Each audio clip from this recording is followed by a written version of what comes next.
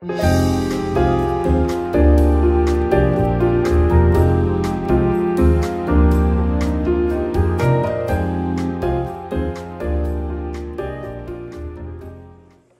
going on, everyone, and welcome back to the Grand Cinema Hotel. It has been a very, very long time, over 60 days, if I'm correct here on my fact check. A lot has happened, but the love for movies is still there. So if you don't remember, I'm your host Gus, and as always, I'm joined with my co-host Alvaro. What's up, guys? And welcome back. I mean, there's been a long absence. I can explain it. I moved recently, so that was its own beast, right? And then there was also just kind of the January, February movie slog, I would say, or like, it's not the greatest amount of movies, or the greatest movies coming out at this time. So it's just been really hard for me to get to the movies lately, but I think that was more like what you said, that just in terms of it's, the move has made stuff for you more valuable in terms of going movie watching. So it's going to only be stuff that you really think is worth it. So especially these 2 months, there wasn't anything that was well, I won't say that for sure, because I know you have a few movies that you want to talk about as well. Sure. Except for the big boy, the grandfather worm of this podcast, that being Dune 2. And I like what you said about the experience having to become a little more valuable to me. That is for sure true. Like I had to plan this. You know, I'm making it sound like it's a big thing, but I'll just reveal the location. Your boy is in Chino Hills nowadays. So as opposed to Orange County, where I lived before and where you live still, the theater options are like plenty, but it's a journey, you know, like everything is like 10 miles plus, except for one theater around that I actually did spend some money at to see Dune, which is kind of another nice thing. It's like I actually spent money on Dune versus just A-list, so I supported the cause, you know? But yeah, I mean, I've been wanting to go a lot more recently now that some of these movies you're going to talk about that you saw. So I'm actually glad you've seen these, because you can get the word out there, and then when I see it, we can talk about it a little more, you know? Yeah. Keep the movie alive for a little longer. But let's get to it, man. You know why we're here. Of course we were going to do an episode on this. Much like the Fremen, we had to pop out of the sand and like, hey, we're here. Of course I was gonna do this, even if we had like stopped doing the pod. I'm like, can we just do a Dune pod? You know? Yeah, I understand. Yeah.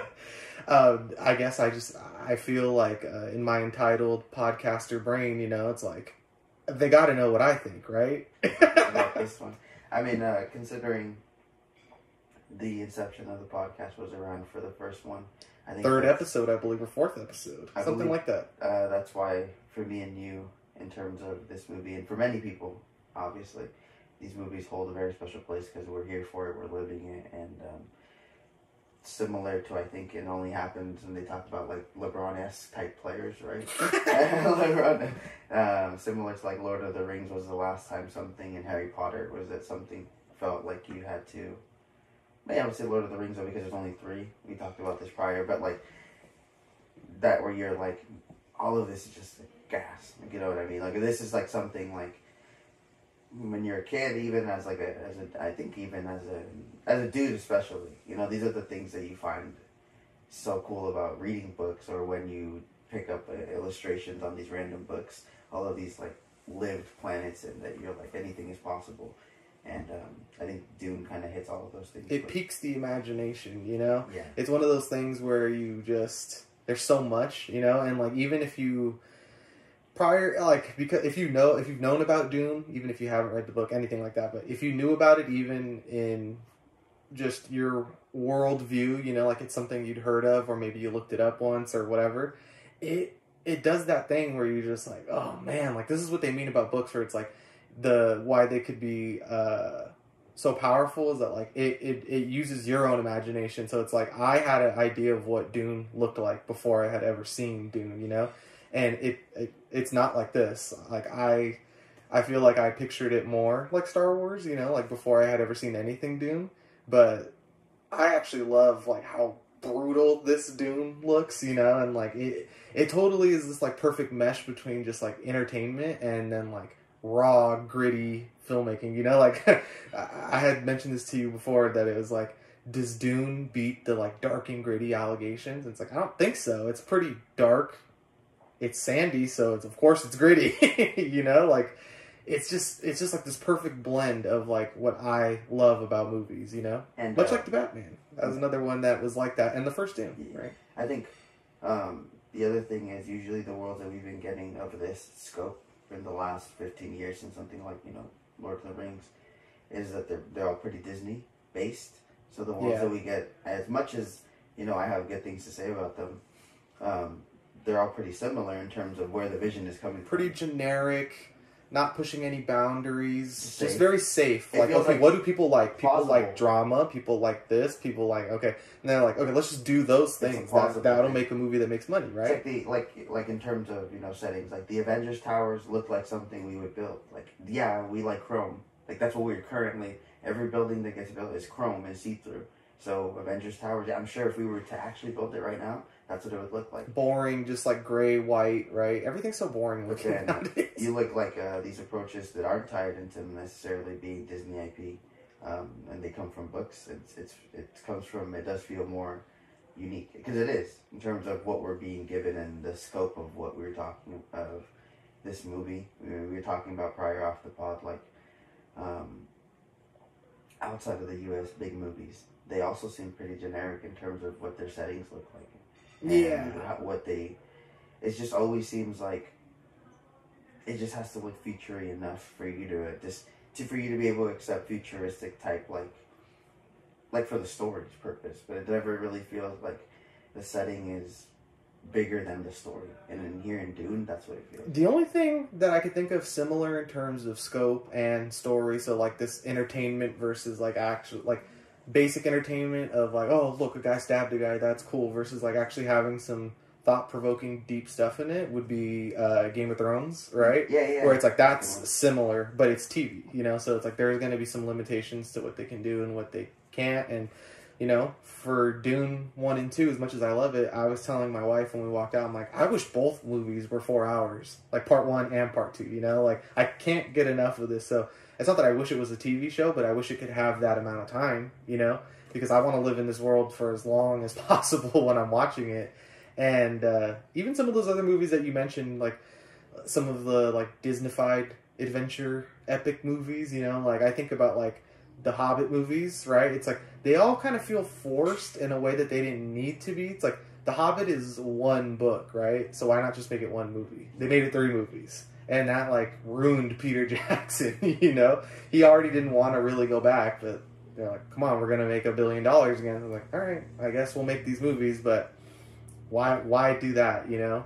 And, like, what are the movies? Like, the Star Wars movies? As much as I love Star Wars overall, like, I could have lived without those, right? The sequel series? I could live without the prequels. Yeah, you give me no prequels, no requels.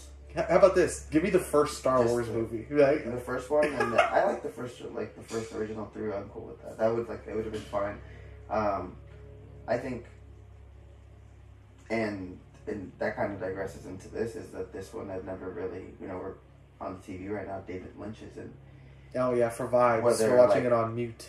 Whether, you know, like I'm looking at this for the first time, and I'm like, for its time, it seems like he was approaching this how Denis thought to approach it, but the fact that he also doesn't like this movie makes me think like even he knew what the lore of this was and didn't feel that he could reach that scope.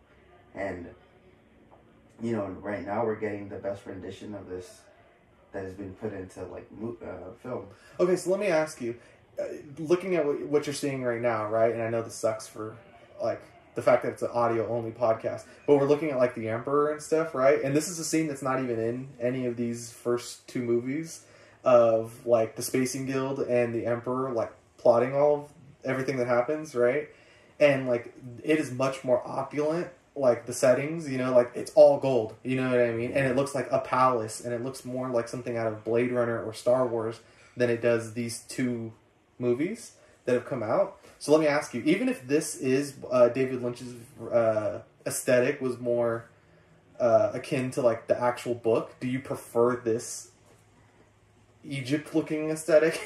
You know what I mean? Like, of the sand and the like everything being gray. You know what I mean? Like, do you have a preference? I mean, I would say I don't even care what the source material says. I'm gonna go with Denis.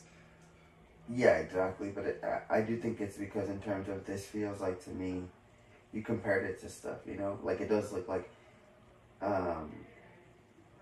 Star Wars and stuff like that, or like my biggest thing of why I like Dune, the first one, or part one. Even, yeah, okay. Like the whole, you know, is Denis making these is that I do legitimately feel like I'm in another planet watching them. Like everything looks like it's lived in, and even those gray walls, like after you learn of like everything that goes around that's manipulated, like it makes so much sense that that's what it would look like. Yeah. So I'm in agreement with you is that to me the setting, like I previously said, is so much bigger than the actual story here, that the setting reflects so well on how the people feel. And obviously we're gonna get more into it, but that's like the Harkonnens, right? Like Prime Giddy, like the way that it looks, the way that it was shot, like everything in that plays such an essence into why they're the way that they are. And here it's like everything just looks kind of like nice or weird, you know what I mean? But it's like you've seen this in other movies, and I doesn't feel like it's changing too much, because like even here, for example, we're watching Paul, right? Like it still kind of looks like the same. They all live like in the same exact place in just variances of gold, like you said. Like, yeah. Oh, the Emperor has more gold. This guy has just a more regular brown room, but everybody's opulent, like you said. Yeah, it all looks like mansions or estates that you've actually seen. It does look more like it's weird to say alien because there is no aliens in Dune, you know. But it looks more not of this world in the Denis Villeneuve ones, and then like the David Lynch one, for instance, has. Yeah, it looks like, I don't know. You could tell me this room was in Connecticut somewhere and I would believe you. You know what I mean? Or like, exactly. Looks like something that would be in Twin Peaks. Or like a factory, you know? Exactly. So I do get that. I mean, this is just a funny tangent overall. But you know what? This made me think of like how Denis Villeneuve approaches Dune. And I kind of think that if Dune is supposed to be taken as like a religious text or whatever, right? Then Denis Villeneuve is like the Stilgar of like movie makers, you know what I mean? Like he sees it in a way that maybe no one else sees it, you know? Like they see it and then they're like, oh, okay, like let's make it look like Star Wars. And he's like, no, I want it to look like nothing you've ever seen before, like it really is a desert planet, you know? And like he did such a good job of doing that, because other than the Harkonnen planet, like what do you really see, you know? Like you got to see Kaladin for a little bit in the first part. And I wouldn't really say this is a criticism, because is it really criticizing the movie to want to say I wanted more, you know? But it's like Christopher Walken and the Emperor as the Emperor in this movie. I didn't feel like it was enough runtime, and I also don't feel like you got to really get a grasp of how powerful he actually is. You know, just because it's like he's just in this like Zen garden. It's like literally like the president in the Hunger Games, like, you know what I mean? Like, it just looks like something like, that could have been in any movie, you know? Like, yeah, it looks nice or whatever, but it just looks like any movie. I don't really get this, like, presence from him of, like, oh, like, this guy's gonna be a formidable opponent. You know what I mean? Like, as soon as I saw him, I was like, nah, this fool's gonna get wiped. You know what I mean? Yeah. Like, easily. And I do think that's more of it, again, as a director being a fan of the books, and then you have to, obviously, David Lynch was as well, and I'm sure obviously Jodorowsky had read the whole thing as well. No, he said he hadn't. He said a friend read it and told him it was fantastic. See, so yeah, because I think like that's the difference between Denis, is that like maybe he did read them as a kid. Yeah, and like he thought this was like some of the best stuff he's read. You know, it's what did he's basically telling you what he took from the book. We're watching his interpretation, and because the studios are asking him, okay, make the movie, and like you said in the first one, like, I'm making this for your audience of one, which is me. And this movie is what he took from the text. And I'm like, and you know, I think a lot of us are in agreement. Like, I like what you took from the text. Whoever is the executive producer of this movie at Warner Brothers, or I forget what the other company is it Legendary? I think it is, right? But whoever, like, not just all of them, like the person who is on, like, in charge of this project, like on some of the player type shit, you know, like which one of them okayed this? It's like, yes, you know, because whoever that was understood, like, okay, they already tried doing it like Star Wars, and they've already done it on TV, like just cheap shit or whatever. So if we're gonna do this, why don't we just let him do it like as weird as possible, you know? And I don't think like aesthetically Dune is the weirdest looking thing I've ever seen. You know, it's not like Infinity Pool or something like that, you know? But I do think that the storytelling choices and like how they portrayed and like just what it looks like, it's like, yeah, this is probably the weirdest mainstream blockbuster movie I've seen in a very long time.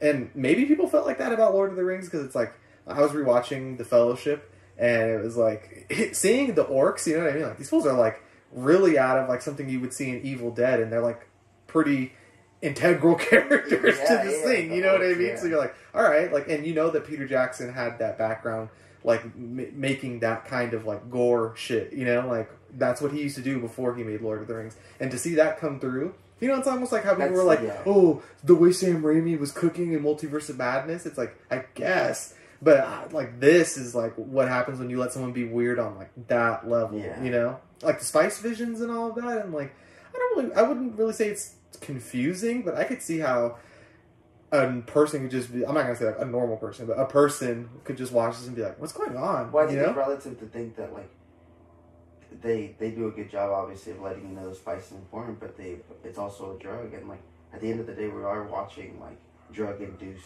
dreams, and for that to be it's a holy war fought on drugs, bro. So if it's like, is that not the coolest concept? Yeah, and it's like as a general, a movie to be making so much money as it is right now, so many people watching it. Yes, sir. And that being like its premise is, like you said, probably the weirdest thing mainstream in a while, honestly. Yeah, I mean, I wouldn't really say Oppenheimer was like weird, but it was like pretty artistic, you know? Exactly. And like that was sick, right? It's history, though, you know what I mean? Yeah, and then like in terms of like other sci-fi shit, like recently, you know, it's like Avatar is just, I would say it's an anomaly, right? Whether you like it or don't like it, it's like it probably shouldn't be the highest grossing movie of all time, but it is, you know, and who knows why. But I say that to say like something like The Creator that had another bold vision and shot by the same guy, Greg Fraser, right? Mm-hmm. And no, like that movie.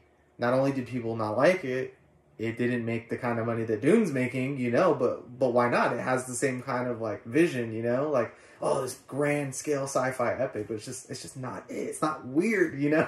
Yeah. And I don't know what it is. Maybe like Dune brings the weirdos out of people, you know. Because I do think if like again you read this text as him being Canadian and you pick up a Dune book and we're very much talking about before. Or maybe he did pick up the book after this, before this, who knows, right? But there's no frame reference of what Dune should look like. Like when me and you picked up the book when we were kids, there was this movie, there was that TV show. So whether we want it or not, it kind of makes us think in a certain way, this is what it kind of should look like.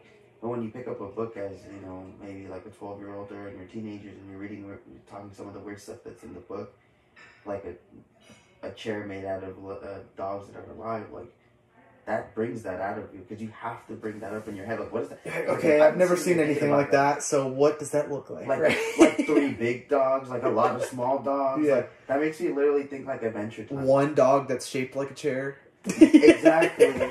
One big head of it. Like either way that you would do it, and if you did it right on film, it would be weird and cool.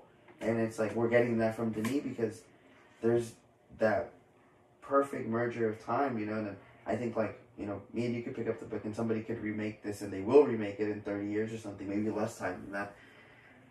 It'll be a whole different interpretation, and who's to say, I'm pretty sure I won't like it more, but that's what they took from the book. You know what I mean? So that's a good point. I wanna go on this little riff right here of what you said is like, if they keep making it, right? What if, you know, because he stated he only wants to do Dune Messiah because the rest of it becomes, the nice way of putting it is, he said esoteric, you know, which is like, okay, apparently he's not down with Worm God, you know, it's like, what's up? Like he's like, yeah, this right? is too weird. Like, you guys aren't gonna like this. I mean, we've seen it.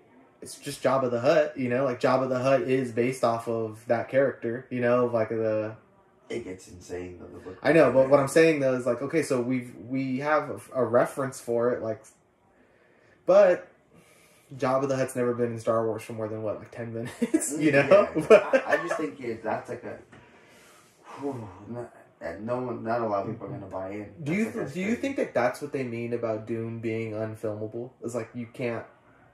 Not that it's unfilmable, like, unmakeable, but it's, like, unwatchable, you know? Like, are people going to want to watch a movie about a worm god? Like, I would say yes. I don't think they'll make money now. No, but... That's the thing, is it's not going to... Because A24 made it, right? I would watch it. That's how you get that movie made, right? It's like if A24 was making it, you'd be like, movie? oh, movie about a guy who thinks he's a worm who's a god. What's the movie with A24 that turned into like a walrus type kind of monster? Oh, Tusks. Tusk. Yeah.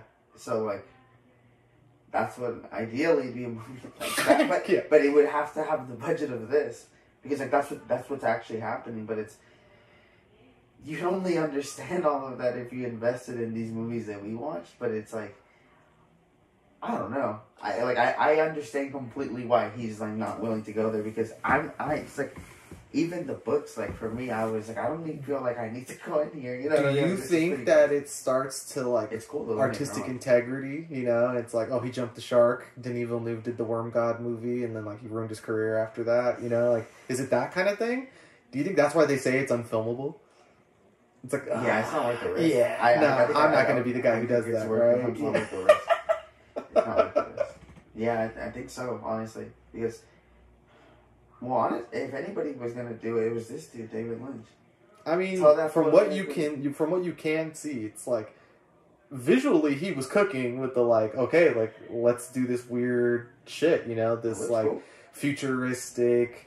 Muslim kind of inspired like look, you know what I mean? That is the one thing I will notice to you though, because we've seen like I think obviously and you agree to a perfect rendition of it. Too many white people.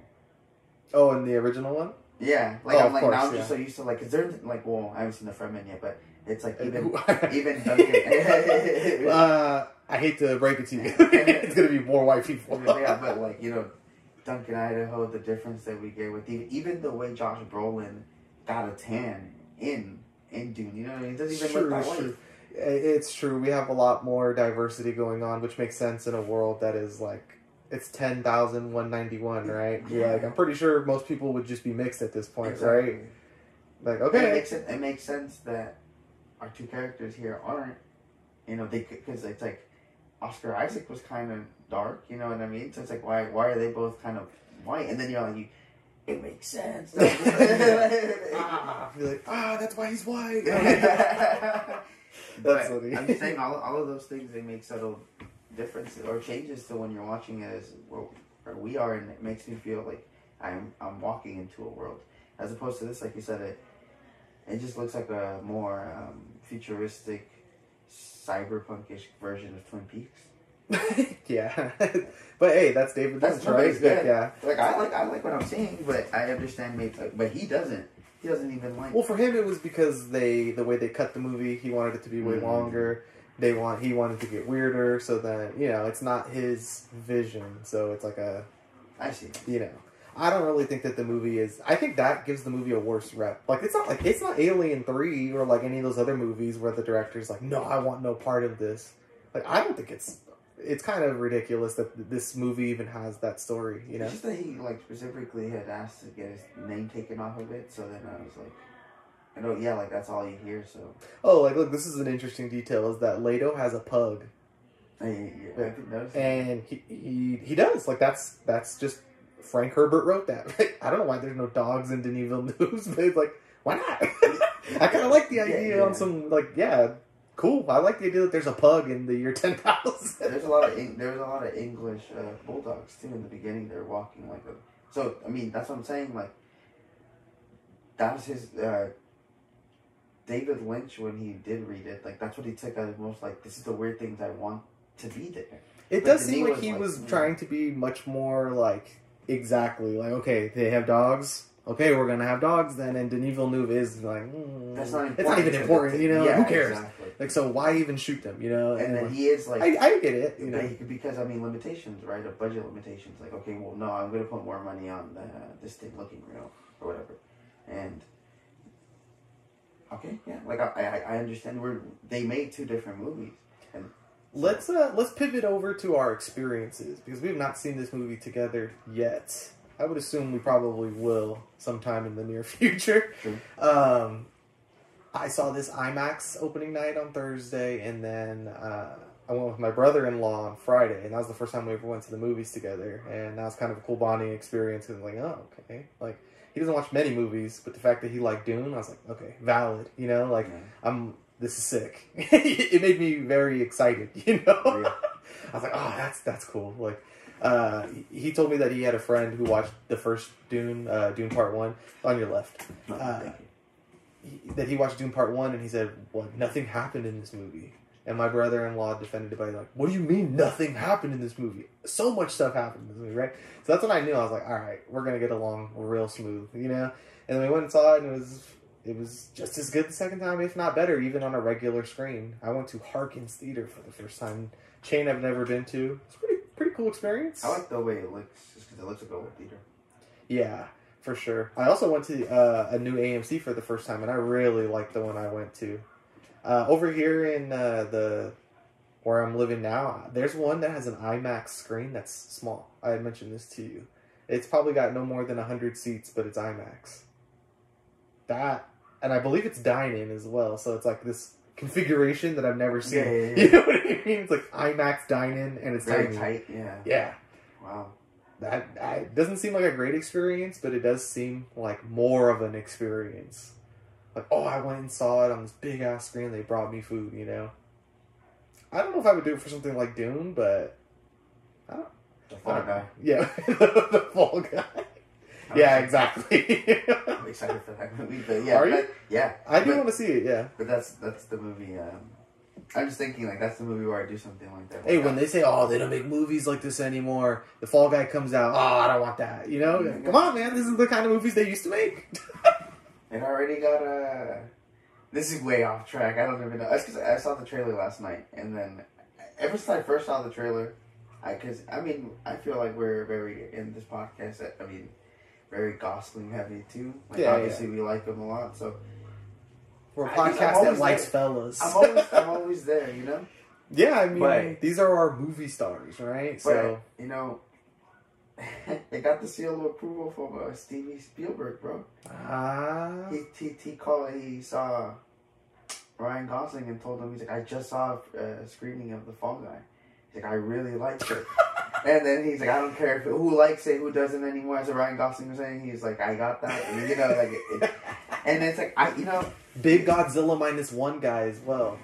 And I'm just saying, like, if you know, regardless of how, like, you could think about his more, like, Munich and his more serious movies, if he likes your blockbuster, that's, like, the biggest, I mean, come on.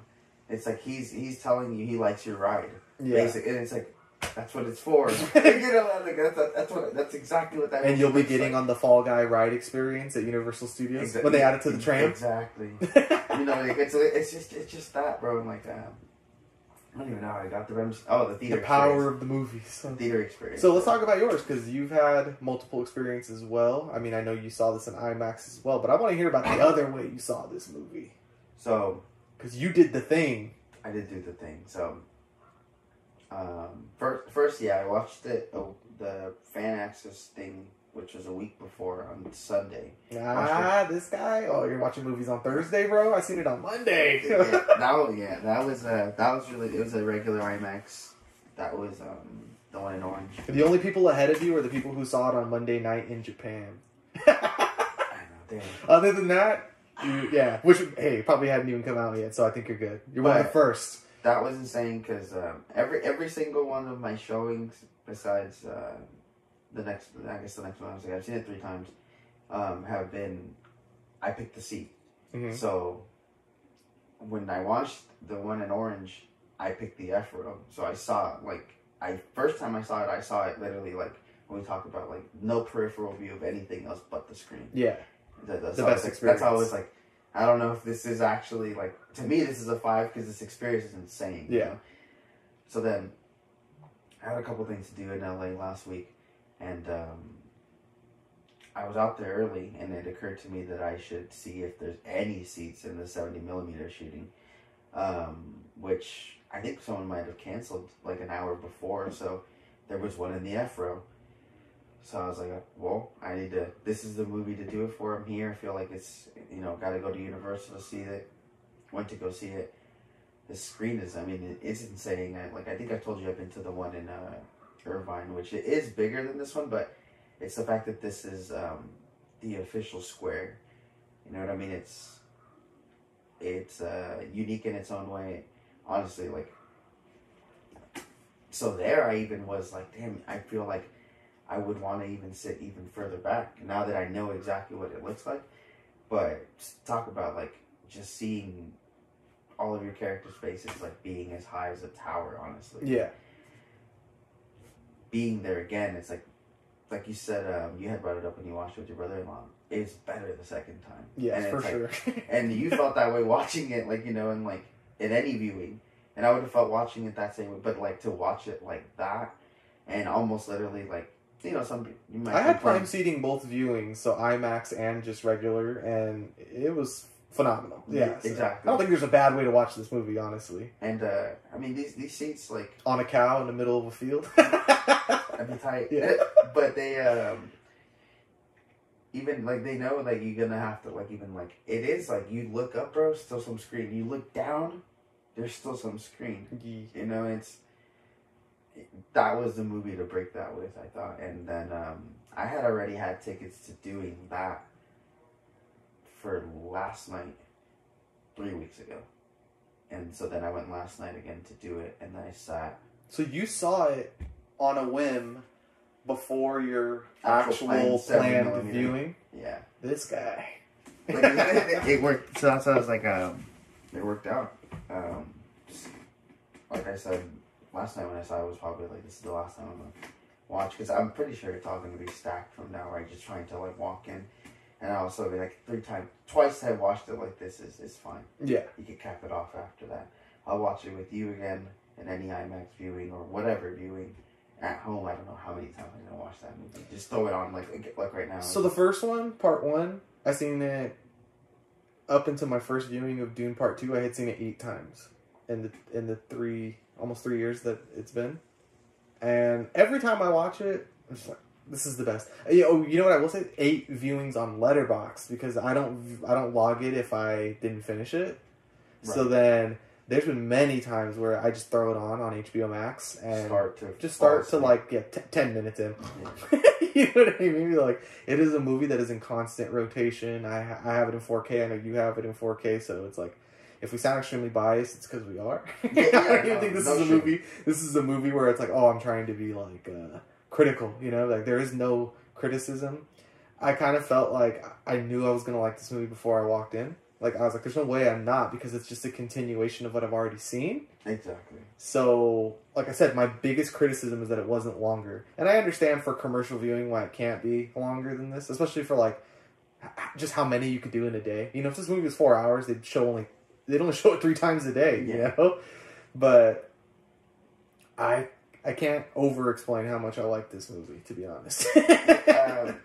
Like I said, I do feel like it feels so good to usually we be sitting here, something like me and you could champion the creator, and we know that we're talking to an audience of maybe like 2,000 people or something, but this, it feels like everybody else agrees.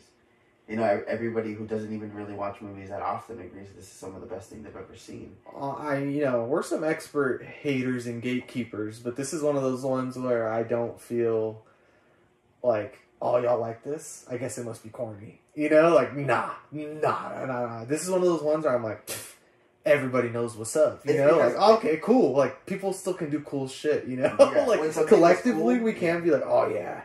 Yeah, that was cool. Like the way that people like The Matrix, you know? I guess it's like, that's how you know, though, that that's how fucking cool it is. Yeah. Is that it just, like, that's how cool it is. Everybody's fucking, like, and obviously, it's not really everybody, really. It's not going to be Avatar.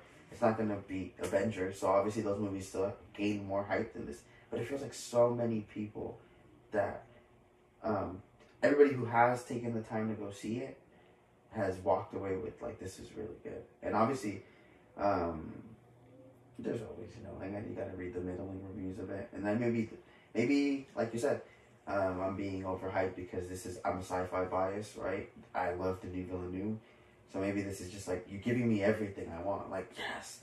And then maybe that is a bias. But I mean, think about how long we've been excited. Not to cut you off, sorry. I'm going to let you get back to it. Think about how long we've been excited about these two movies. Yeah. Like, since we heard they were coming out, like, post Blade Runner 2049, you know, you're like, oh, he's going to do Dune? You know, it's like when you hear that they're going to do Akira, not when they do it with Taika Waititi, but when you hear, like, oh, they're going to do Akira, you're like, oh, are they? Me and you, like, we had just, like, ideas, YouTube videos of what Dune was. Quinn's ideas. Shout out my man. And it's like, I didn't read the books, but, like, knowing that he was going to make them made me want to read the books.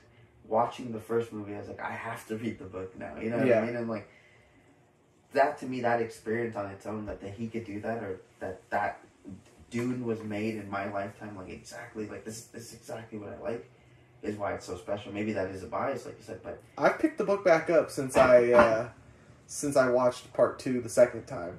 Like, the other night I had some free time, and I was like, alright, no one's here. I cracked that thing open, read a couple chapters, and I'm like, oh, yes. Like, it was just like I just need it, like a fiend, you know what I mean? Like, okay, fine, I'll just take the book since I can't watch part 2 right now. You know what I mean? And that's just our experience. So I'm multiply that by people that have read all 6 books years ago, before, like, you know. We're not even the heaviest Dune heads. Yeah. You know? And I'm over here feeling like, and, like, it's like, this is the coolest fucking thing I've seen. And some of the heavier Dune heads are the ones that maybe have more complaints, you know, but. I would say they are like the original Marvel fans who are like, I have a cousin, an older cousin, who has always been like, oh, these movies, they're okay because they don't even do any of the cool stories from the comics, or like they don't even pay attention to the comics, like there's all this good shit that they actually could be doing, and then, you know, like, so I'm sure there is going to be some of that kind of criticism too. Exactly.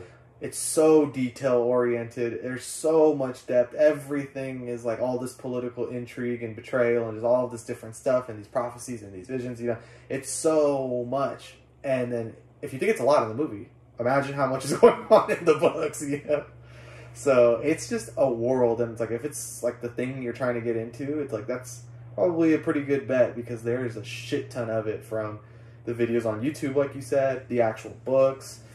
Watch the sci-fi series, the mini-series that I'm talking about, where James Marsden plays, Leto 2, the Worm God guy, so... Or not James Marsden, sorry. What's his name? The guy who plays, James McAvoy. The guy who played... Yeah, James McAvoy. Professor X. Young Professor X.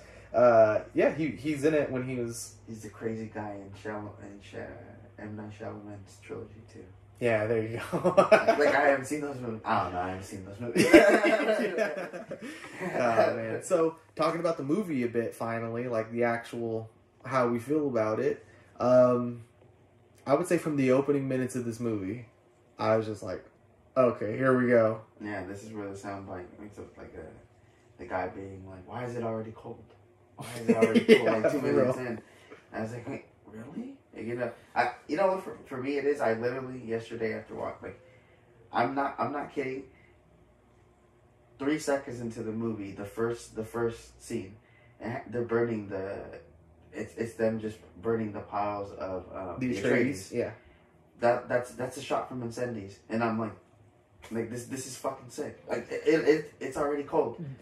Getting off topic a little bit here, did you not feel like this movie had almost everything from all of his other movies? Like, there was stuff like yeah, exactly. Which I was gonna say, my probably favorite scene still, the whole thing, is the eclipse where they're taking out the Sardaukar. That shit is so cool. Like, that looks like how I imagine Star Wars in my head. That is what I imagine Dune looking like. Just this orange planet, and the way that these fucking dudes in their weird hazmat still suit things are just floating through the air, completely silent, you know? And then seeing them getting taken out, it's like everything I love, like, in terms of, like, what I would see in a video game, a movie, my imagination, a cool t-shirt, you know what I mean? You know, it's like, dude, how do you know exactly what I like? Like, what the fuck? The way it was framed, they were floating, the way they're in a line, the way the music cuts off in various parts in the movie at the perfect amount of time where you could hear bodies fall, people, like, knives sheathing, the sniper shots, the lasers to bring down, like, everything is exactly like you said. It'd be like, when that first like laser sniper goes off and hits the starter car in the helmet, like I think that's probably one of the best sounds I've ever heard in a movie theater. Because I was like, you know, like it took me about like in a way like a horror movie couldn't. You know, I was just like, oh shit. I forgot that they could have guns. I forgot that Dune was this violent. You know, I forgot that they had guns. Like that. It's so sick. But then to reflect, like in terms of, like you said, a lot of his movies are in this like. The ships, how they come in, like that's Arrival. You know what I mean? Like every single time I see it, I'm like, everything I like about Arrival is multiplied here. Like that's why I like these movies. Like, the Harkonnens having those like white planet or like the black sun with like the white looking sky and the black fireworks coming off. Like that looks like the aliens in Arrival. You know, it's like you said, the shots that look like Sicario, the ones that look like Incendies. It's just everything some of the Blade Runner stuff. You know, it's just like everything he's done has been leading to this. And it's just like on full display of like, wow, this guy's like really harnessing everything he's ever done before to put it like here. And I think this is easily his best movie, no? I think I might be a bias, but I'll say for myself, yes. But I have all of his movies rated at like 5, so it's hard to. It's hard because like Incendies is probably his best movie, but for me it's Dune 2. For sure. It's Dune. It's just because it's like we're talking about what me and you always say about like movie maximalism at its finest. Like movie making, no book can do this. Nothing is Dune 2. Like that is exactly. If Ridley Scott could have made Blade Runner how he would have really wanted to, I'm sure it would be something like that. You know what I mean? Like that much of a budget. Yeah, exactly. Like as much as he's good at making like real. Human stories or dramas or crime or whatever, like this is what he feels like he was meant to do, is movies like this. And not many people can do it. There's like one other guy I can think of, Christopher Nolan, you know, who's really doing it on this kind of level. And if that's what he's meant to be, that's what he's meant to be, you know. Like I know he wants to do Dune Messiah and I know he's going to do Rendezvous at Rama, but don't you feel like this run from Arrival to Blade Runner to these two movies and now Rendezvous at Rama is just showing you, like, I'm the guy at this. Yeah. And like, yeah, I could do all that other stuff. I already did, and it's good as fuck. He built it up to, you know what I mean? Like, like Enemy, you know? He already did something like Enemy. Like, so why does he need to do that again, you know? To me, he's the one director that I have thrown on the most interviews on. Like, just random interviews on a random day that I'm driving back from LA. Oh, it's an hour drive. Like, let me just throw it to Denis Villeneuve and, like, how did you get this, like, one of my first questions, like, how did you get the spider to look like that in Enemy? Like, that movie's pretty low budget. Like, how the fuck did you make, like, because it looks real. Really real. And, yeah, like, I've heard him talk about, like, yeah, we didn't have the budget, and I wanted to do that. So they built a miniature of the room, and they used a real tarantula. Yeah. And they recorded it, and then they just blew it up on, and, like, everything that I've heard about him of, like, given the limitations that he's given, or how do I do this, he sits there with the cinematographer or whoever he's working with, and it always seems like he knows exactly what he wants, and he knows, like, how to get around it, or, like, this is the only way it's going to be able to be, like, feasible, and I guess that's the way we're going to do it, and he always pulls it off. And I think it's because he knows exactly the way that he wants things, and that's like, we talked about it, like, very Kubrickian, right? Like, it's like, but he doesn't have to be an asshole. No one's ever like, oh, but then he's a fuck, like, he's really mean, or like he has to do a bunch of takes. It does just seem like he's like, he already knows what he wants. He brought in the people that he wants. There's no reason for this not to work. The studio's giving me everything that I want. It seems like he's just like, okay. Yeah, I mean, he might have like the perfect situation as a director, you know? Yeah, because they're gonna. He hasn't given them any reason to know. Can I get more money for more movie? And they'll be like, sure.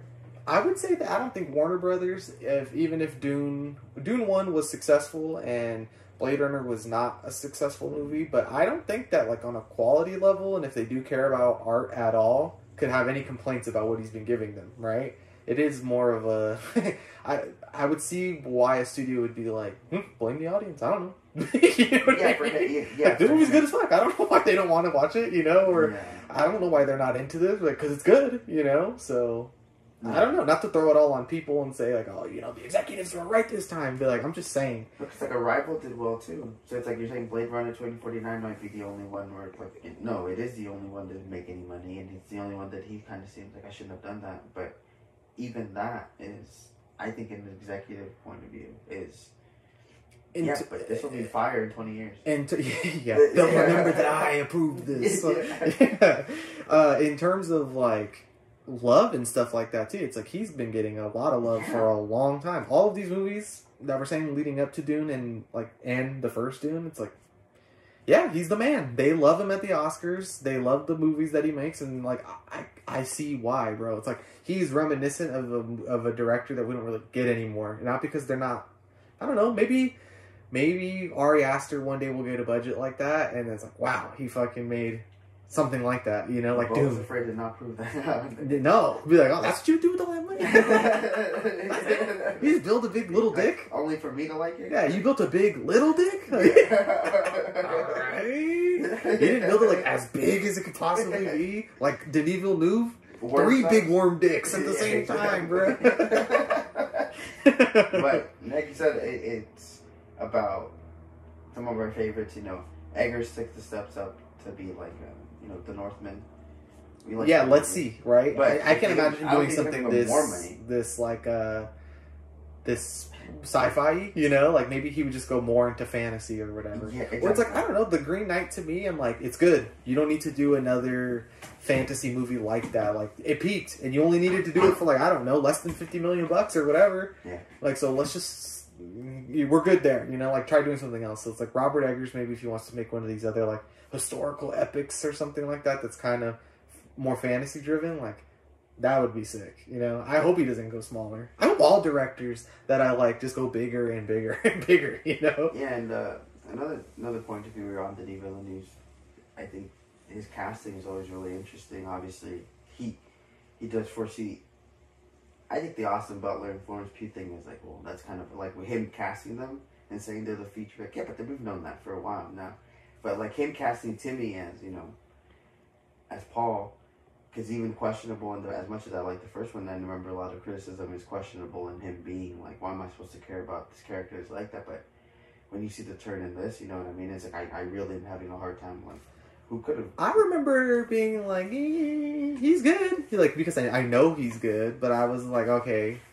Well, I remember even comparing him to Kyle MacLachlan as Paul Atreides, which is like, yeah, it's more cheesy or whatever, but it's like, but that's not really the actor's fault, It's like this kind of what this movie turned out to be, It's like, I don't know, maybe if you'd given him some serious direction, he could have been better. But nah, I think Timothée Chalamet, it's like that was I guess kind of a risk. Not, I wouldn't say the biggest one. It wasn't like just like an obvious. It wasn't the most obvious choice, yeah. Like even I'm trying to think though at the time who was probably like hotter, but like it was a risk to pick somebody. They could have done Tom Holland, honestly. It was a risk to pick somebody of that age. I was gonna say. I thought they would have maybe gone older because it's like when they did Kyle MacLachlan, it's like he's already in his mid-20s. Exactly. And yeah, Paul's supposed to be 15 years old. But I don't think that... If everybody else is older. I don't think that in these new ones that it's implied that he's 15 years old. Mm-hmm. I would say he's probably 18 to 21, no? Yeah, exactly. That makes a lot more sense for this world. Because like you said, if you read the book, there's some things that happen in this movie that he didn't put there. Then it's like, well...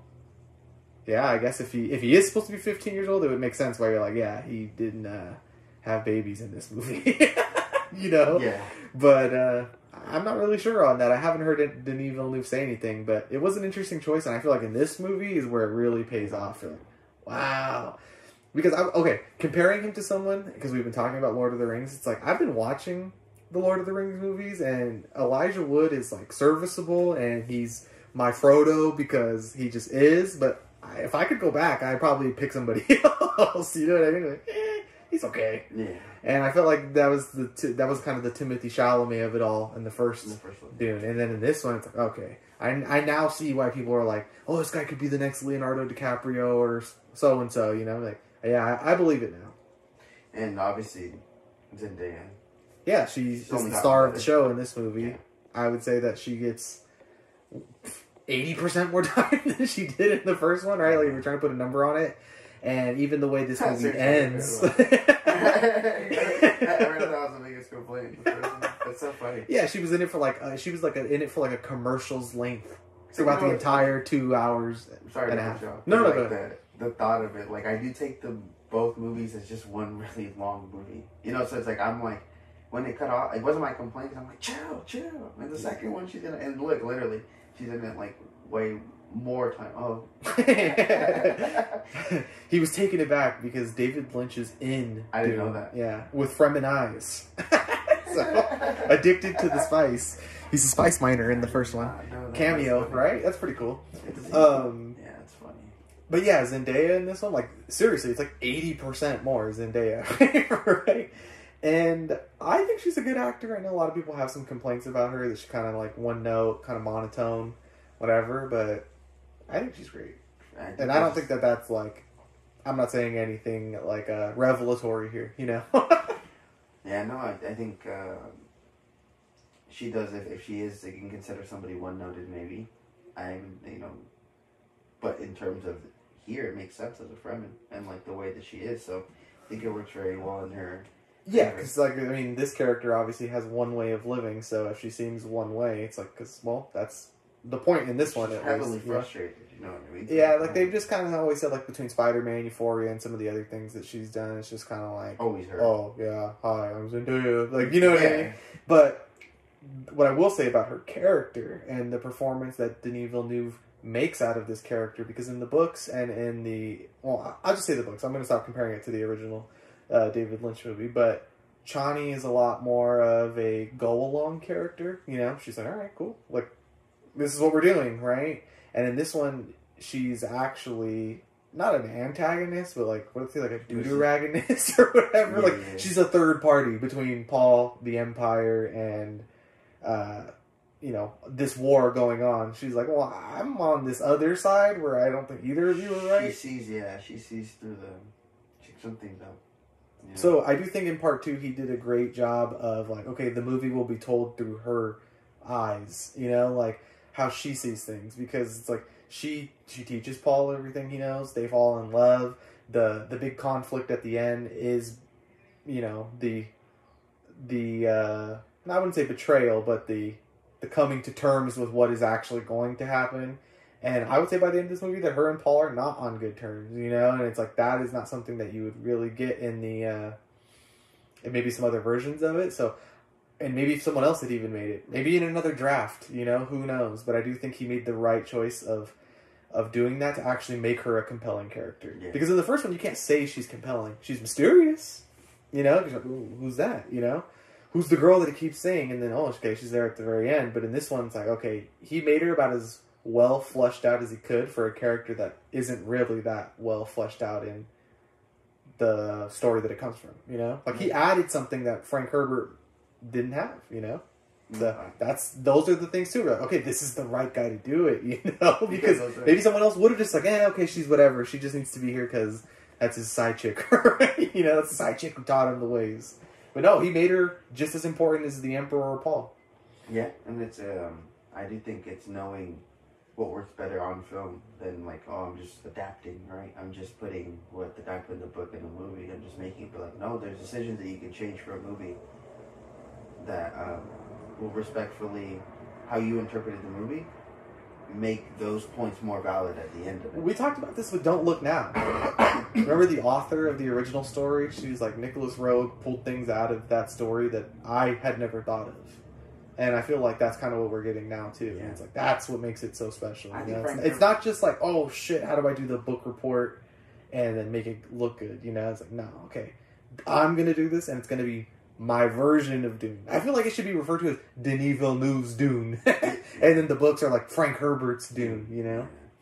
And I think that's like any creative, like Frank Herbert was probably, that's what he wants. Like, you write something and there's the guys who see the plot holes in the Star Wars stories, right? Like, those guys understand your thing becomes alive at that point, and Dune has became that. For instance, Frank Herbert left it, and it's like, somebody's going to watch Denis Villeneuve's Dune and have some other idea for their Zack Snyder Rebel movie, you know? And Yeah, like, when they make their own Dune. yeah, like when they make their own Dune in a water world, you know what I mean? Like whatever.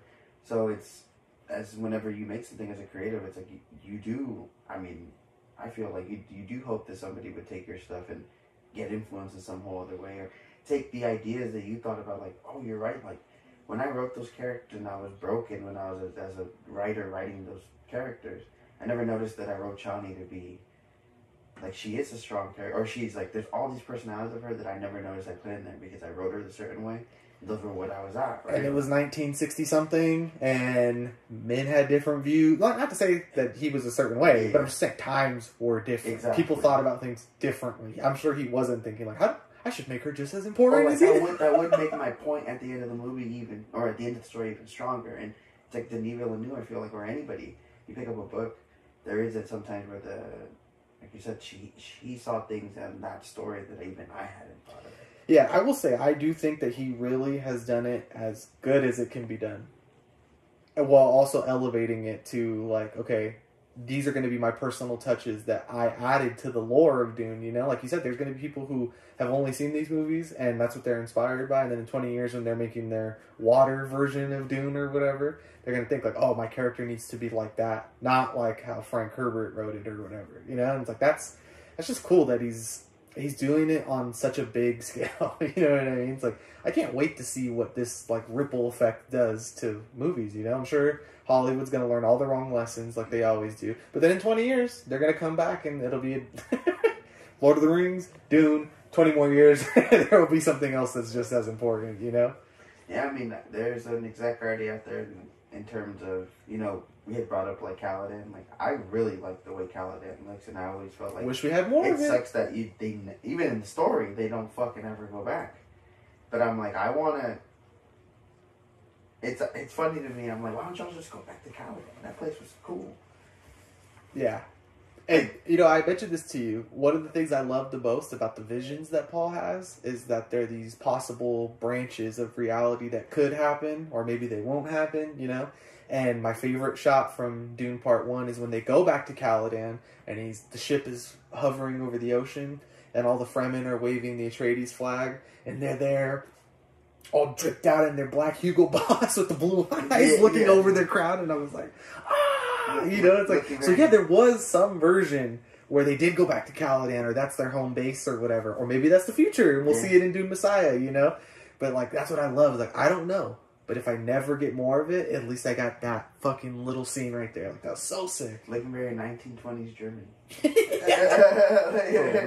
real. Yeah, so, like, I love when they look like space Nazis. That was sick. Yeah. I think one other thing, because we had started with that sidetrack, but the casting that I always did want to bring up is, I think one of my favorite ones is Batista between the two movies. And, like, the whole Josh Brolin, like, the beef between them. Okay, I gotta ask then, since you said Batista, do you feel like he's kind of just, like, shortchanged at the end of this movie? Yeah, because I do think, since Austin Butler's, like, trying to... His villain is so strong, so powerful. He just comes in, takes his stuff, and then obviously Josh Brolin himself has already gone through the trek of redemption. So it does seem like they just kill him very casually. And in the spoilers, first movie, sorry. But hey, sorry, whatever. Spoilers from this point on, obviously. But, it does seem very casual. They're just like, alright, we just have to kill him, so let's just make it as fast as possible. And Gurney gets his revenge. Like, it does seem like he's a casualty of Gurney being a bigger character in the series. But, the fighting style even shows, because it's like, he just walks up to him, just dead. Okay. Like, damn, I understand that Fade Ratha is the stronger one, so you're gonna have to make him look like a bitch. But against the Atreides, I thought it'd be like, okay, this will be his last redeeming, like, we're gonna see him put up a really good fight, and then he'll die, because obviously he's gonna get his revenge. Duh, he's the good guy. Or he's the good guy. You know? I also think, you know what, speaking of how the characters might be a little different, Rebecca Ferguson and Josh Brolin, they come off in this movie as, like, obviously they're enabling Paul, right? Like, they want this to happen, but it's like with a malice, you know? You're like, oh god. Like when the Muad'Dib speech happens in the cave and Paul is just like, I'm running this shit now. He's like, shout out Johnny Hamchek. Who's running this shit?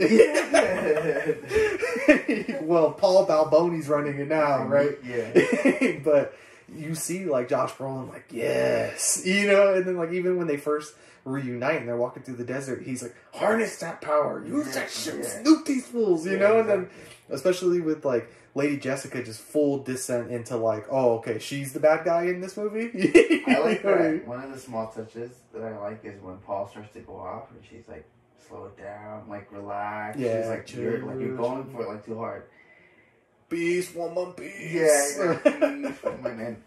And, yeah, like you said, Austin Butler, obviously, it's such a strong, insanely strong performance here.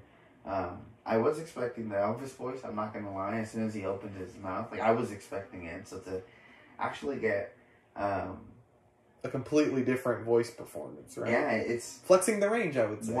Exactly, and one that doesn't exactly seem very comfortable to do, but is completely makes sense to the character. Again, in terms of what you, if you've read the book, what you know that what he does, and even the movie hints at it.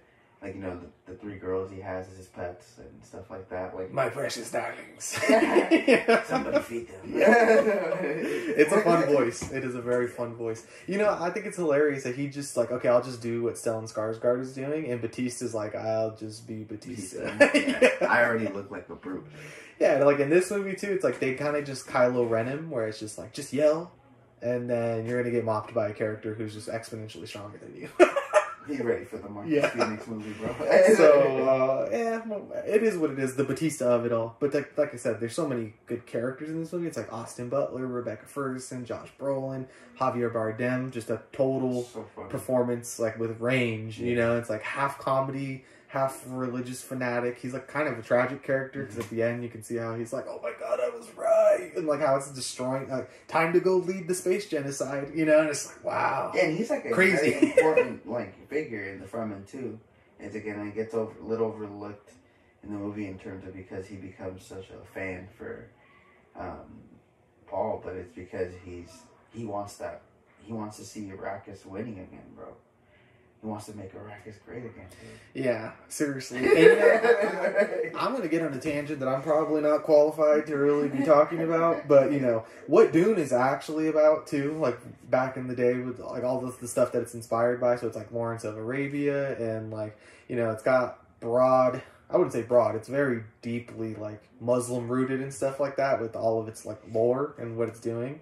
I was telling my wife, I'm just like, is Dune not always going to be relevant as to what's happening in the world, you know, like talking about Palestine and stuff like that. It's like, bro, that's literally happening right now in real life. And we watch it in a movie and we're just like, oh, like, it's crazy because, like, oh, this is so sick. And then you're like, at the end, you are supposed to be like, oh no. You know, like the feeling at the end is like, oh no, like a space genocide is going to happen. They're going to destroy the universe or whatever, right? And then it's like, in a movie, it's like so willingly, like, just, you could just make a movie about this, right? But then, like, in real life, when this is what's happening, you're just like, oh, I don't really feel like talking about that. Like, or I don't even want to give that the attention that I would give something like Dune. It's like, Dune is happening right now in the Middle East, you know? It's like, I hate to break it to you, America, Joe Biden is the emperor, you know? I'm like, all right, we'll give the Harkonnens some money. Yeah, exactly.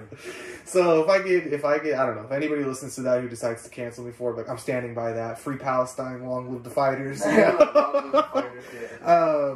So yeah, I just wanted to, you know, I'm not the smartest guy, but I was just saying, even a bozo like me could see the parallels to the real world, you know? That's like when you draw from inspiration, that things are timeless in terms of human history and how we are, and I think I had told you that a long time ago after the first movie, and I looked more into Dune as a whole, and Frank Herbert having talked about, like, the book isn't really too, and these are 2 points that we'll probably draw from this, but that the story is second here in terms of, yes, it has importance, obviously, because that's how you make all of this make sense, but it's more about ideas that exist in humanity, and concepts and things, and concepts of war and religion, honestly, and when you just sit down and think about it, be open-minded for it, like, that is so human.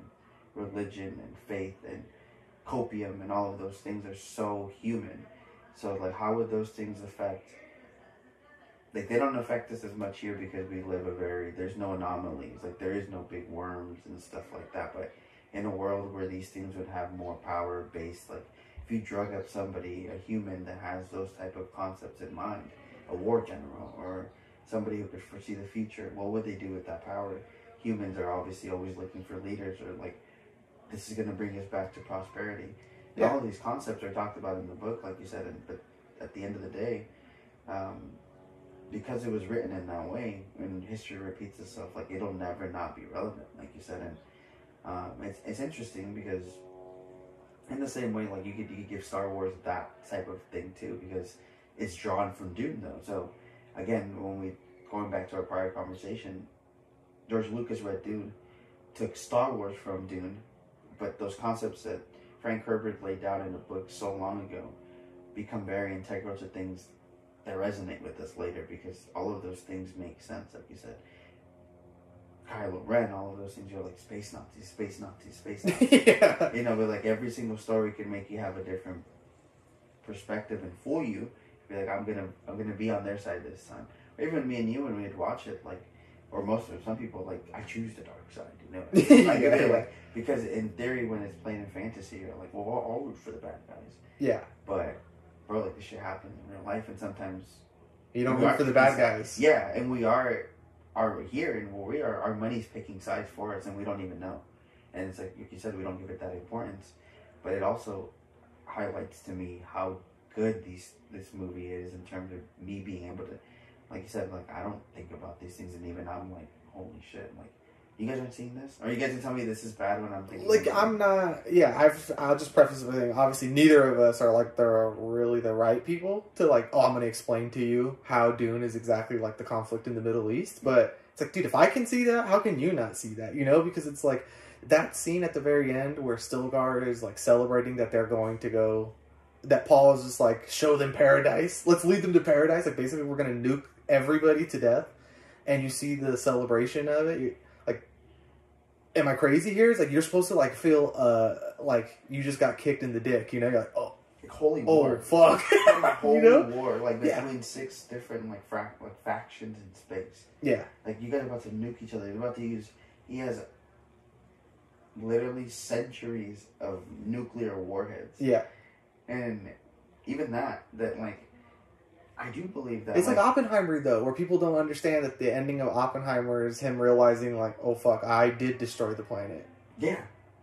Because, like, that's what's insane, right? Is that even in Dune... Dude, I can get that, and I barely graduated high school, and I can see that. Like, how could you not see that? The Dune, even Dune has Oppenheimer's creation in it. Because, like, that's what I'm saying. Like, I do think whatever happens to the world, right? Whenever America fumbles, whenever it ceases to exist, whatever. Like, there's going to be a time where somebody's going to be like, this is where the American warheads are. And, like, it literally is going to look exactly like that. Like, yeah. We have them like that. I know we do. Like, we do as Americans. Because, like, we're crazy like that. It's like, we're the Harkonnens. And so, you see those things and you're like, yeah, 10 like, a billion years from now, somebody's going to find all of the nuclear warheads. And, like, they're going to be like, these motherfuckers had all the knowledge to do stuff. And they're like, we should create stuff to kill each other. And no, because because if we do it, if we make it, then it'll be a deterrent, and we'll never have to use it. Not taking into account that people want to do stuff like that. Like, as human as it is to smash a bug, like, yeah, people feel like that about, like, damn, this nuke is kind of itchy in my pocket, bro. Like, I kind of want to know what it does. You know what I mean? Like, now imagine that in the year 10,191 when humanity is still...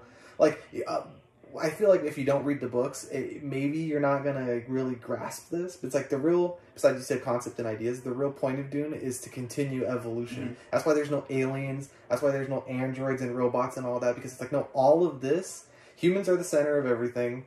And even when they branch out into outer space and then living in different galaxies, they're still going to have these same problems that are human problems. And, like, if the galaxy and the universe dies, it's going to be humans' fault because of their own shit, you know? Mm. So, I don't know. It's like I don't understand how you could not see that, you know, not see the parallels to real life. And it's like Dune is just a reflection of real life, and I do think that that's why it's so. It should have the kind of sway that Star Wars does. You know how people really treat Star Wars like it's a religion? Yeah. People should really be reading Dune like, no, this is just a manual to like what will probably happen if we don't, I don't know, maybe try to not do this. You know? It's like, it doesn't seem so obvious. Like, yeah, once humans go into space, what next? Start taking over other planets? I don't know. Like, oh, this planet only has worms on it. Like, how do we make money off these fools? Yeah, exactly. That's literally what's happening. That's what I'm saying. Like, as complicated as Dune could be, like, yeah, the idea of psychic witches and human computers that can navigate through space and time from drinking worm piss, you know, and it's like, and worm shit, like, yeah, that is crazy. But at the end of the day, it's all to like, human blow up other humans. Just ask the question why the space witches wanna justify having all of these powers so they could be in power. So they can rule over everybody. Everybody's so they can rule over everybody. Yeah, did you plan this? Our plans go in centuries. Huh? Yeah, so like any human in any realm of time, they want power. Why? So they can rule over everybody. Because that's what humans do. Dune is like the coolest version of a history book, to be honest. Mm-hmm. And that's why I think maybe we like it so much. It's like that's one that. I don't know. This has been a weird tangent that we're getting on, so let's maybe pivot out of this because it's getting kind of long here. So let's talk about some of the technical aspects. I mean, Greg Fraser, dude, one of the best looking movies I've seen in a very long time. And, you know, I'm a guy who likes to be excited about things. And I know because of this podcast, it maybe seem like I'm excited about everything. But, bro, when I was watching Dune, I'm like, oh, yes! Like, oh, it's just everything I like, you know? It's just like, oh, I felt this way when I watched The Batman. I felt this way when I watched the first Dune. I felt this way when I watched, you know, Ron. You know what I mean? It was just like, this is cinema. Yeah, he understands. I think the approach to shooting on, you know, making stuff look like film at least, and approaching these higher budget movies with more of a, like, they don't need to be so high def. I think they've learned in terms of the Marvel movies, like, don't look any better because they're 8K, 10K. They actually kind of look worse. Yeah. So it's like, how do we tone it down? Like, we want to use this technology because it's the best way to shoot it, and 100 years from now, it'll look fine still. It'll look good still. We want to preserve, we want to make movies last a long time, but how do we make this, like, look real? And then this time, in terms of, like, not putting it up, because I don't see in 10K, you know, so I think Greg Fraser's approach to a lot of these blockbusters is just very impressionable, because a lot of times, like I said, you could be like Denis Villeneuve, who knows exactly what he wants, but I see the line through all of these movies that I really enjoyed. The Creator, The Batman, Dune, Rogue One. Rogue One, he has a style as a cinematographer, you know, and he elevates movies for me at this point. It's like him and Roger Deakins, you know what I mean? Any single time I'm gonna go, they shot it, like, okay, I'm not gonna have any complaints about that. And Hoyte van Hoytema? yeah, it's like the fact that I know these names, I'm like, because to me, they've shown to me that, like, oh, I should know who this is. You know, as a director of photography, it's like, obviously, it's up there as, like, one of the most important jobs in making movies iconic, memorable. They could have, maybe you could say, the most important job, right? Because that freeze frame image that would be stuck in your head for the rest of your life because you saw something in Jaws or Ron or whatever the fuck, right? They don't have household names the way Steven Spielberg, Quentin Tarantino, Denis Villeneuve, Christopher Nolan. No. So when they do, it's like that on its own is like, oh, he's special because the fact I know his name, you know, like John Williams, you know what I mean? Yeah, like, exactly. Like, why do I know John Williams? Okay, because every movie that every kid has ever loved, he made that movie, or he made the music for that movie. You know, it's like Hans Zimmer. Why? Because he's literally been used by Nolan and Villeneuve in like every single movie that I think is fantastic, sci-fi. Hans Zimmer's been like, oh, he's behind this movie. He's the sound of outer space. Yeah, you know, Interstellar, Dune. Maybe it's like a, and then, you know, there's bigger nerds than us that do know way more names, but I'm just saying, like, these names were almost thrown in my face for me to have to pay attention These to. are names that I didn't seek out. These are names that smack you in the face. When you, yeah, sure, some, I don't know, the guy who did Dario Argento's scores and all of those giallo movies. Maybe that is the best composer of all time or whatever. or Vangelis or whatever, right? Like, but you have to seek that out. That's knowing something, you know. Like John Williams, they tell you about John Williams. You know, you're like, oh yeah, you know the movie for the Jurassic Park and E.T. Yeah, same guy. That's John Williams. And then you're like, oh okay, like, and then it just becomes a part of you. The same way, like, oh, Steven Spielberg, Quentin Tarantino, or whatever, right? And it's like you don't get that with every different department, but I feel like Greg Fraser is.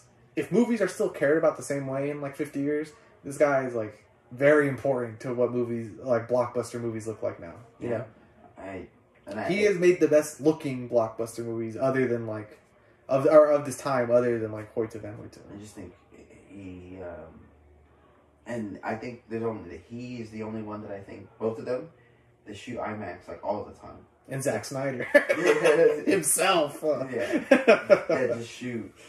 So we're talking about just the grandest scope of movies. So technically, visually, this movie is, you know, one of the best movies I've seen. And probably the best movie I've ever seen in my life in a movie theater. And it's crazy because it just keeps adding to, like, I felt that way about the Batman when I had seen it, you know. And Everything Everywhere All at Once, right? I know. I mean, I can't complain. That's why I say I know I'm a guy who likes to be excited, but even myself, I've been feeling kind of spoiled lately with the like, oh man, I saw one of the best movies I've ever seen, you know? So we're on a hot streak of like big movies being very, very good. You know? If you even think like something like Killers of the Flower Moon is on the lesser end of these big epic movies, it's like that is still that's saying something, you know? You're like, that might be the worst big movie I've seen of all the big movies I've seen recently, you know? Right. I mean, I think, like, in terms of scope, lately, the ones that I think about that are, like, this is, like, Napoleon's probably the one that's the worst rated one, or the one that's, like, people are, like, whatever. The most like, I enjoy, right? Like, I just was like, holy shit. Yeah. Watching Spectacle, right? And I was like, that's the worst? It's like, in other years, I did think, like, in some of the weaker, you know, like the 90s, or the Academy Award, I think Napoleon could have won. If Napoleon had come out in the early 2000s, it'd be like, this is the greatest movie of all time.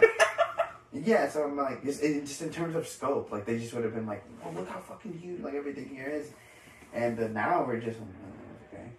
And it does feel spoiled in that sense, and then I do feel spoiled in general of all movies at this point, because it seems like even there is more quote unquote hype even around indie movies being like that. Those middle budgets are getting a lot of love. You know, those indie middle budgets. I want to say still like lower, but like those 10 million kind of films. I think it's been a pretty good time.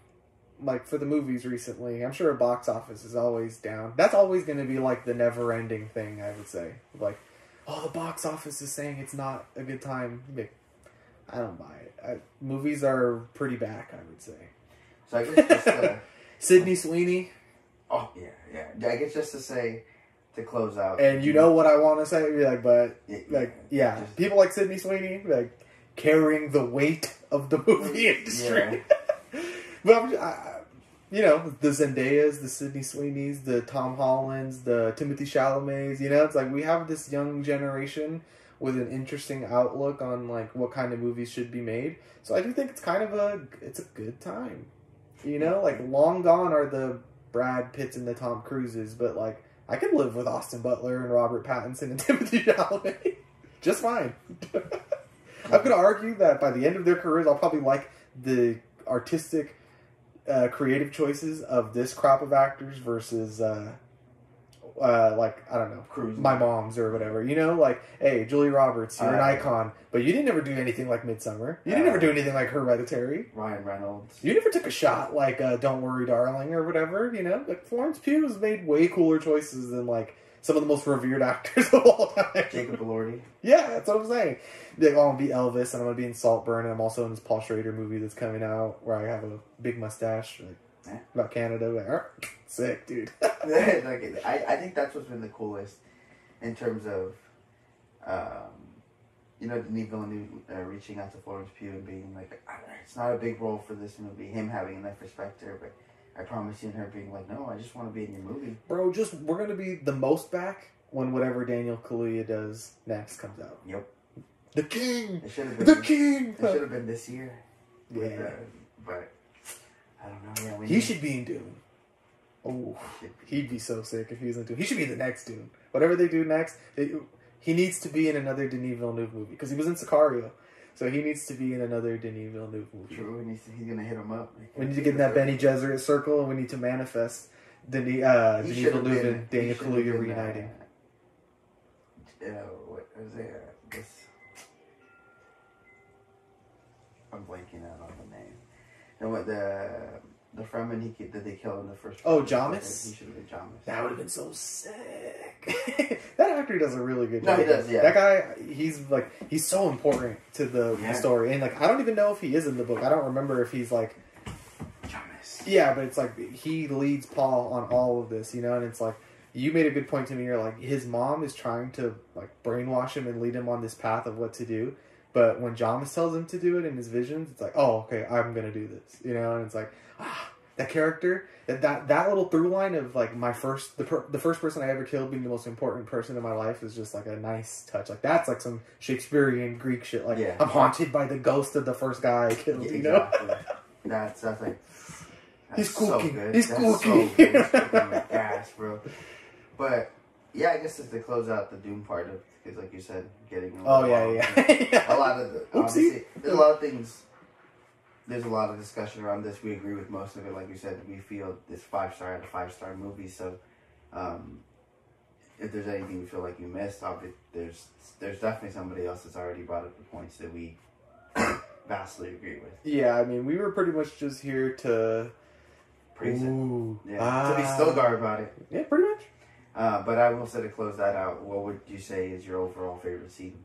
Or favorite any aspect moment? Oh man, either the opening eclipse scene or probably the entire third act once Paul does the speech that.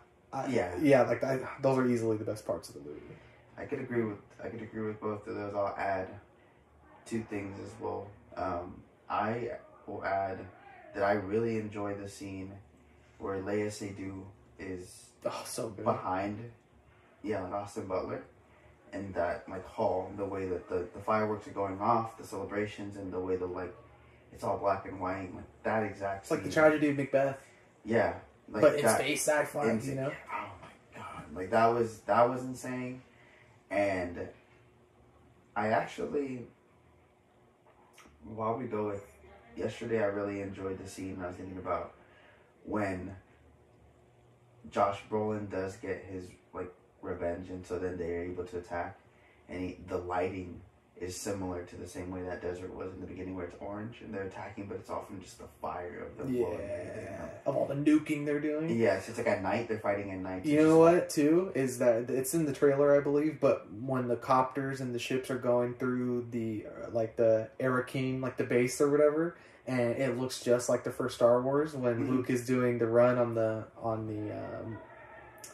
what's it called? On the Death Star. Yeah. When they're going through the Death Star. Exactly. That's it. He's he did it. Exactly. And even though Star Wars, it rips off Dune, and Dune ripped off Star Wars in that moment, that's that perfect of perfect harmony, You're oh my god, he did it, but he recreated it in a way that's J.J. Abrams was just trying to make a fucking... He tried to reanimate the first movie, you know what I mean? Just do it again. Yeah. But when Denis Villeneuve did, you're oh, that's the thing from Star Wars. Oh, that looks so sick because it's just different enough, That's a guy. It makes sense that he has the Leia sticker on his laptop. Yeah. And Mad Max. And I told you, bro, this movie's significantly better than both of those pieces of crap. Star Wars? Baby shit. Yeah. Dude, just might be the best movie we've reviewed on the podcast. Yeah, and that's saying something because every so often it's almost like clockwork. 6 months a year, you're the best movie I've ever seen's come out. But this does feel like it's gonna be pretty hard to top in terms of what it actually is, the scope. For sure. Before we get to the movies you've seen and preview, you're gonna preview these movies and we'll talk about them once I've seen them. But I gotta say, the thing I'm the most excited for next is Furiosa, for sure. Yeah, that looks very grand scope as well. That looks insane. I'm really excited to see what's up with Chris Hemsworth, right? Yeah. Yeah. Like his character in that looks really cool. He does, yeah. Like, I'm much more interested in this movie than I am them continuing with, like, actual Max or whatever. You know, like, I rewatched Mad Max Fury Road recently in preparation for Furiosa, and I'm like, I understand that this is, I guess, on the same scale of something like this. It doesn't feel like it is when you watch it, you know? You're like, it's just cars. It's literally just cars, bro, you know? Like, and freaky Raider fans. Like, that's what Mad Max is, you know? Freaky Raider fans. I would think about that, yeah. It's just a bunch of freaky Raider fans fighting over water. So it's like, it's even a lesser cool version of something like Dune, you know? Whatever. But Furiosa looks fire. So I'm really excited for that movie. But I'm going to let you take the floor and talk about the movies you've seen recently. So I guess I got 3 just that came out in time that are worth mentioning that I've seen. The first one that I would bring up is technically a last year's movie, but, you know, for some reason this one was like an anomaly to try to watch. But Wim Wenders' Perfect Days. Talk about see, like, before even Dune came out, like, I was like, this movie is one of the best movies I've seen, and it's about nothing. And I think what really happens is sometimes, you know, you're in different moods in your life, and you might be more in a appreciative type of mindset in your head, and you start to appreciate the little things, which I think a lot of, as you get older, that happens. This movie is basically that feeling times 10. They said that a lot of the inspiration is from a Japanese poem that just basically talks about how the light weaves through the leaves of a tree. And that is the sentiment in this whole movie. It's about a janitor in Japan who cleans public restrooms, and he goes through his days, and it's just multiple days of him doing the same things, but they're all just kind of, days are disrupted by different occurrences, and things start to change a little bit, and you start to see how sometimes routine to somebody is actually the most, like, therapeutic thing they go through. I've been really wanting to see this movie just because it's Wim Wenders, and it does already, you know, from the trailer and stuff, you're like, oh, this looks like movies that you don't really get, you know? Like you're saying, it's a movie about nothing, which I get that, you know, you're saying that for effect. Like, obviously, it probably is about nothing, but it's like, sure. Yeah. Okay. But yeah, I've been really, really wanting to see that one, but I don't know if I'll get the chance to see it in the theater, but that is one where I'm like, yeah, I've kind of had that on my radar, and I'm excited to see it, so. Yeah, I hope that one comes out just based off, like, I don't know how much hype it gets. Like, it's in the Academy nominations this year for Best International Film, so I'm hoping it comes out in some way before that. So, pivoting from that, let's say the second one that I want to talk about is Problemista that I saw finally. Actually, that's from last year as well, I'm thinking about it. This was just more obviously interesting to me because the director here, Julio Torres, is Salvadorian. He's an immigrant from El Salvador. He writes for SNL. I didn't know he had I told you he had written the Papyrus sketch, one of our favorites. Yeah, which is one of our favorites. I mean, we never watch SNL. I don't even know exactly how you saw that one, and that's like one of my favorite ones. So stupid. So that, just imagine that whole sense of humor multiplied for a whole movie. Very interesting look at immigration, but also just weird to be weird. There's something I have seen things that are like, it kind of has like Beau is Afraid type of vibes a little bit, but I've also seen stuff like, it reminds me of like something Spike Jonze would make, you know, where I'm like, okay, like I do understand where this movie comes from because I've seen other movies like this, right? And it's like what we were just talking about earlier with Dune is like, it's good, but there's other stuff that's like this, right? And it's like, this is an original story more than it is like an original look, right? Exactly, and I think it's, at the end of it, it's just supposed to be more funny than anything. Really? So, like more than the heartfelt gut punch of it all? Like, because it does seem like it's like a awfully sad movie with some, I'm sad, but it's quirky, you know? But you're kind of making it sound like it's more quirky and like, oh, it's got these sad undertones. It has like, you know, struggles, but I think at the end of the day, I never felt in peril So it was. I think it's a bias, like how much I like it. I can see somebody not thinking this movie's very good. I'll be honest with you, but I because of like what I'm saying, like the SNL, like because the movie is funny in the ways that it is, and he's just being himself in the movie. I'm like, this is a unique outlook of how to write this story. You know what I mean? Like, and I appreciate that. Yeah, that's why I want to see it, because I know it's going to be original in that sense of like the director's point of view and the type of story we're getting. You know, it's like this take on like using this aesthetic, but to tell this type of like immigration story is not something you really see all that often. At least here, maybe somewhere else they make movies like that, but that's why I've been wanting to see it. And we probably would have seen it last year and reviewed it, because I know we had been excited for a very long time to see it. And Julio Torres, I know of him because of his show on HBO.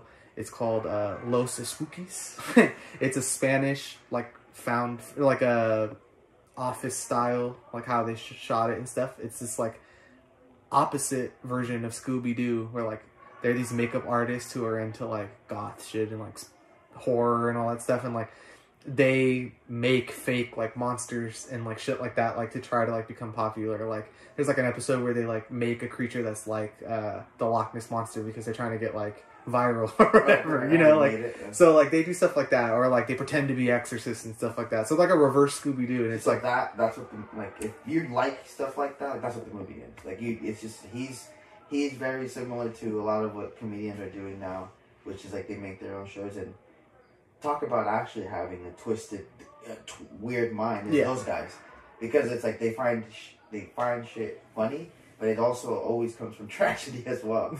Yeah. So it's I just appreciate that outlook. You know. That's cool. That's another one I really want to see. So I'm pretty sure I will be able to see that one. So if I do see it, expect a deeper conversation on that, because it's one of the more interesting movies that's out right now. But this third one I think you're going to talk about is the one I'm probably the most excited about. Yeah, and. So the third one, saw last night. Love Lies Bleeding. Let's go! When I saw the trailer of this movie, I watched it when I took my brother to go watch a film movie recently. Baby shit. It was like last year, but when we saw it, I looked at him and I'm like, that might be one of the best cut trailers I've ever seen ever. Like it's a very good trailer. Gets me fucking hyped. You know it reminds me of the Mandy trailer. Yeah, and the whole movie kind of reminds me of Mandy. Oh man, I like, just for terms of mindset, like I was very close to giving this movie like a 4.5. Mm-hmm. But there was points towards the end of the story where I felt like it lost its steam. But when it's going, it's like it's exactly what that trailer gives you. I was expecting, because this is in the trailer. I was expecting it to be a little bit weirder with the aspect of I thought it was she's She-Hulk, right? Mm-hmm. Like I thought that was gonna be a thing. It is, but not how you think it's gonna be. Yeah. So I like that the trailer threw me off in that way, but I do think in some of there's little spots in between it. It kind of becomes a more regular movie. But I like what's happening in the movie. I think it's a very unique time capsule. It's shot really well. Rose Glass. I mean, the genres too of crime, and then with like the like acid western type of like the kind of shit that like you're thinking of in the trailer. Like, okay, that looks like Mandy or whatever that vibe is, that cosmic psychedelic shit. I don't really know what to call it, right? Like when people make movies that are supposed to be like, this is what acid feels like, right? Like I'm always gonna be in on that, and then just stuff like, oh, okay, like it's an '80s crime movie about two lesbians, like. I like 80s, I like crime, I like lesbians, like, okay. And then you're going to give me, like, some weird shit, too? Like, and maybe, you know what it sounds like, honestly? It's like that it's like a adrenaline ride with, like, some sharp fall-offs. But then it's like, fall off, adrenaline, fall off, adrenaline. Yeah, and I think it's... Which can kind of give you an uneven feeling, you know? This is going to sound weird. But just to, like, and then I mean this to, like, an exciting way. It's... kind of think like Pain and Gain mixed with like what's like Aronofsky's movie where they like it's a drug movie. Requiem for a Dream. It is. So it's like those two movies mixed together is what this movie is. Requiem for a Dream and Pain and Gain mixed together, and you're like I just, and it's because it's set and where it's set and everything, and a slice of like Mandy of like there's horror in here for like not for no reason, but I just because more like it seems like cool. It's like intimidation more than it is like horror. You know, it's like this is how the character's perceived, not really what's actually going on. You know, it's like that shot of like Ed Harris where it's like with the red and stuff like that. Like that's like that's how he's perceived. It's like this like Grim Reaper kind of guy, you know. And then like it happened. Yeah. That's that's it. So like I said, that's Mandy-esque. Like I had the other perfect. Oh, Dazed and Confused. So it's like it's Dazed and Confused at some points, but it's also a crime story. You know, so it's just guns, muscles, and I mean. If we're gonna talk about one, I know we'll end up talking about that. It's exactly what it sounds like. It rips. I really enjoyed it, and yeah, Rose Glass. To kind of, I see the thorough line between Saint Maud and them, like what her style is between them, but the movies are different. You know, that's good because I mean that means that she has a strong vision, but also the range to like she didn't just make another Saint Maud. You know, like if she had just made another straight up, like. Horror movie about, you know, what Saint Maud is about, like religious stuff and like mental illness and all that kind of stuff. Like, yeah, okay. She's already done that though.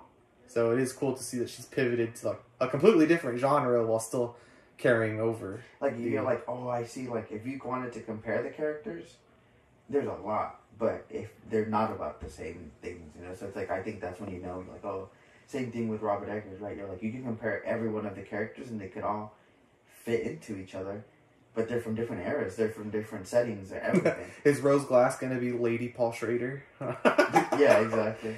It's a movie about a girl. And she's crazy. But yeah, this movie, it rips. I think, I brought up Perfect Days is a neon movie. And these last two are A24, so that's kind of talking about like the spoil of it.